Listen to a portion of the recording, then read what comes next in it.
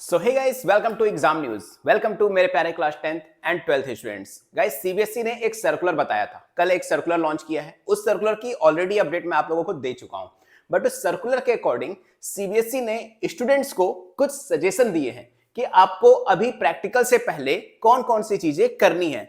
वो सर्कुलर बहुत इंपॉर्टेंट था। हालांकि डेट शीट भी अब जल्द ही 3-4 दिन के अंदर भी डेट शीट आ जाएगी, जैसा कि मैंने पहले ही बता रखा है। सर्कुलर कल की डेट में आया था, तो मेक श्योर ये जो अपडेट है ये तुम लोगों के लिए बहुत ज्यादा इंपॉर्टेंट है, क्योंकि इस अपडेट के बाद जो सिनेरियो निकल के आ रहा है वो कुछ ऐसा है कि सीबीएसई इस बार खुद गाइड कर रही है कि आपको प्रैक्टिकल से पहले कौन कौन सी चीजों पर ध्यान देना है। यहां पर एक कॉलम दिया हुआ है, ध्यान से देखो, एक्शन बाय स्टूडेंट्स, कि स्टूडेंट्स को कौन कौन से एक्शंस कर सकते हैं। स्टूडेंट्स के लिए एक समझ लो एक तरह का सजेशन दिया गया है ये 4 पॉइंट्स का सर्कुलर के अंदर। सर्कुलर के अंदर अगर हम पहले पॉइंट की बात करें, पहला पॉइंट ध्यान से सुनना, बहुत इंपॉर्टेंट पॉइंट है।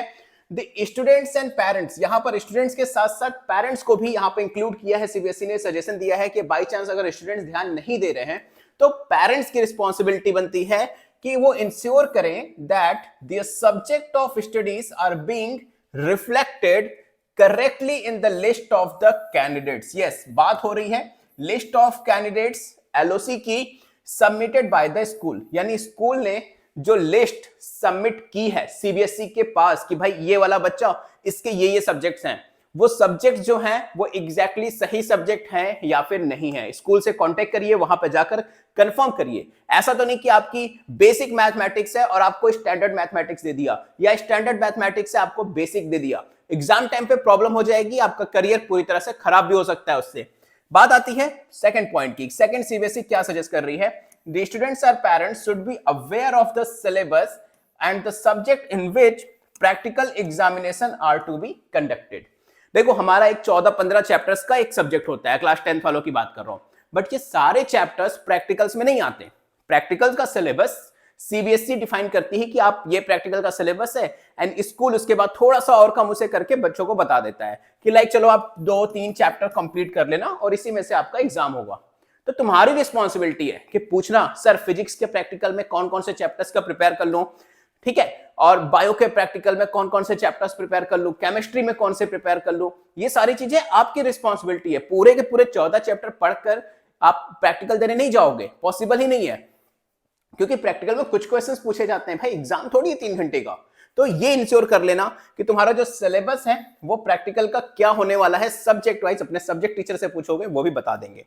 नेक्स्ट पॉइंट में सीबीएसई ये बताना चाहती है, the student should appear in the practical examination as per the schedule as on second chance to appear in the practical exam will be provided by the board. यानी यहां पर सीधा सीधा लिखा गया है कि the student should appear in the practical exam as per the schedule as no second chance. दूसरा कोई भी सेकेंड चांस नहीं होगा। ध्यान से देख लो, सिंपल लिखा हुआ है कि बोर्ड कोई भी दूसरा सेकंड चांस नहीं दे रही है प्रैक्टिकल का। यानी जो 1 जनवरी से तुम्हारा प्रैक्टिकल है, अपने स्कूल में कांटेक्ट करो, पता करो कि तुम्हारा प्रैक्टिकल किस दिन है, तुम्हारी डेट्स और स्कूल टीचर बता देंगे, तो उसके अकॉर्डिंग टाइमली पहुंच जाना, क्योंकि उसके बाद रीशेड्यूल नहीं किया जाएगा उसको। लास्ट पॉइंट की अगर हम बात करें तो in case of any problem और query is requested of any of the above points, यानी ऊपर के इन 3 पॉइंट्स में से कोई भी क्वेरी हो या कोई प्रॉब्लम आ रही है, the concerned student shall contact to their school.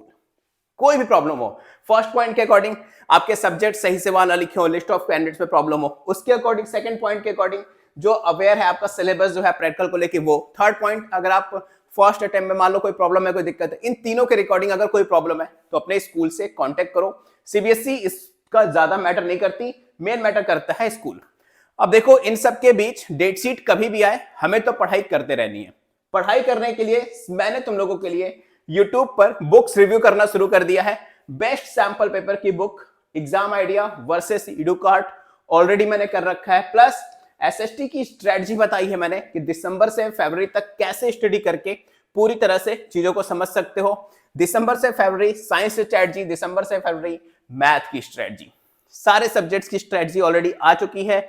SST का कंप्लीट रोड मैप आ चुका है, मैथ्स 10 डेज में कैसे फिनिश करें, ये सारी चीजें तुम लोगों के लिए अवेलेबल है यहाँ पे।